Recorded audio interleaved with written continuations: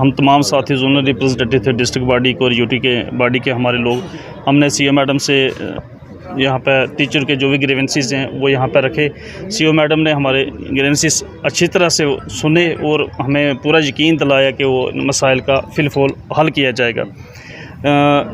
कुछ बातें जो जहांगीर साहब ने की हैं, जो मेन बातें मैं आपसे करूंगा। जैसे हमारा एक मसला था कि जो एसएससी के टीचर अंडर जो टीचर काम कर रहे थे वो ग्रेड 2 और ग्रेड 3 में, हमारे जो फार्मर गवर्नर थे जनाब मलिक साहब, उन्होंने एक आर्डर निकाल के इनको ग्रेड 2 और ग्रेड 3 में लाया था।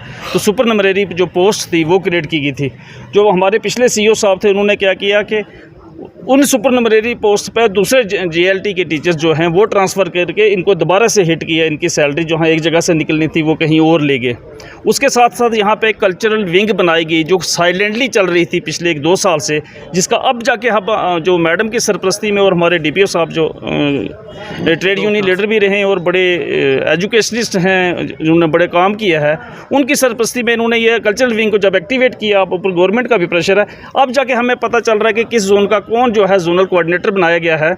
तो वो खुफिया तरीके से उस वक्त के सीईओ साहब ने लोगों को यहाँ पर जोनल कोऑर्डिनेटर्स बनाए, जबकि हमारे पास सैकड़ों की तादाद में ऐसे टीचर्स हैं जिन्होंने कल्चरल मिनिस्ट्री ऑफ इंडिया के अंडर सैकड़ों दर्जनों ट्रेनिंग्स जो हैं नेशनल लेवल पे, किसी ने हैदराबाद में, किसी ने गुवाहाटी, राजस्थान और दिल्ली में ट्रेनिंग्स की हुई हैं। उनको इग्नोर करके बगैर किसी कोई ऐड निकाले, बगैर किसी एप्लीकेशन के, अपनी मर्ज़ी के उन अपने किथ और किन्स को जोनल कोऑर्डिनेटर कल्चर विंग में लगाया। इस तरीके से और भी बहुत सी जगह पे इनजस्टिस हुआ है। वो सारा हमने मैडम साहिबा के और हमारे डीपीओ साहब के सामने रखा।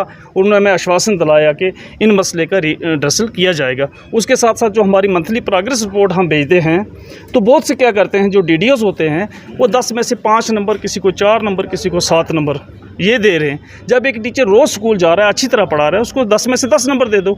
अगर आप उसको 8 दे रहे हो, उसका मतलब आप उसके काम से सेटिस्फाई नहीं हो, या जो स्कूल में काम नहीं कर रहा है तो उसको नंबर कम दे दो। इस तरीके से डिफरेंस होना चाहिए। जो अच्छा काम कर रहा है और जो नहीं कर रहा है उस हिसाब से इनको मार्क्स देने चाहिए। वो हमने मैडम से कहा, उन्होंने लिखा और ये मसला उन्होंने कहा, आश्वासन दिया हमें कि ये मसला हल किया जाएगा। टीचर्स फोरम का एक डेपुटेशन हमारे सदर की क़यादत मिस्टर आफ्ताब तंवर साहब की क़यादत में सीईओ साहिबा से मिला, जिसमें हमारे बहुत सारे इश्यूज़ थे, उनको हमने उजागर किया। हाल ही में कुछ ट्रांसफ़र्स हुई, उनके हवाले से बात हुई। उसके बाद जो आरईटीज़ की सीनियरिटी का मसला था, ख़ास करके एक इशू था।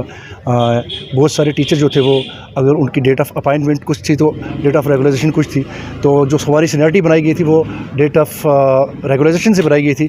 तो वो हाल ही में एक डायरेक्टर साहब ने एक ऑर्डर किया था कि जिसमें ये मेंशन किया गया था कि इनकी मतलब जो है सीनियरिटी डेट ऑफ अपॉइंटमेंट से हो, क्योंकि एक CSR के मुताबिक जो है वो डेट ऑफ अपॉइंटमेंट से ही जो सीनियरिटी है वो बनाई जाती है किसी भी मुलाजिम की। तो वो हमने मैडम से को कहा, रिक्वेस्ट की, तो उसके हवाले से बात की। उसके लिए भी उन्होंने कहा कि हाँ ये एक मसला जेन्युइन है, इसका हम हल करेंगे।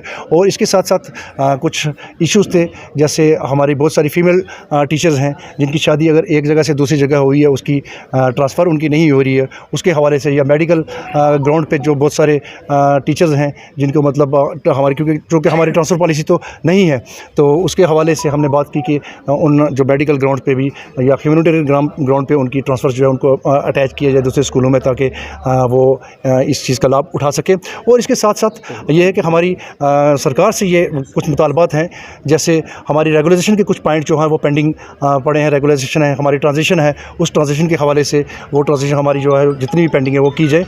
और बहुत सारी जो स्कूल हैं जिनकी बिल्डिंग्स हैं अभी तक वो डैमेज हुई हैं, चाहे वो फ्लड के कारण, चाहे वो अर्थक्वेक के कारण डैमेज हुई हैं, उनके हवाले से बात की कि वो स्कूल, क्योंकि अगर स्कूल का इंफ्रास्ट्रक्चर जब तक अच्छा नहीं होगा तो हम बच्चों को कैसे तालीम दे सकेगी।